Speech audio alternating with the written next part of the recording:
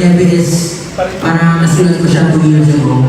So, we were at the top or the height of pandemic pa. And nasulat ko siya bago magpasko.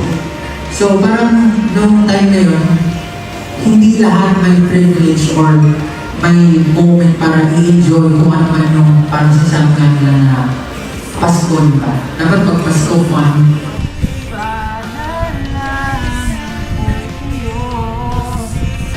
Kasama mo yung family mo, pero others are working abroad, full of uncertainties kasi syempre kumakalat yung pandemya. We don't know what will happen if makakauwi pa sila. And yung uncertainty ng hopelessness nila, kumbaga, mapapalitan siya ng hope kapag in-accept natin yung current situation natin na ganito yung nararamdaman ko, pero ano yung pwede kong gawin? We just hope and pray na matatapos ang lahat. And yun nga po, katulad ng sinabi sa lirik ko ng kanta. Tunaw din lahat ng niebe.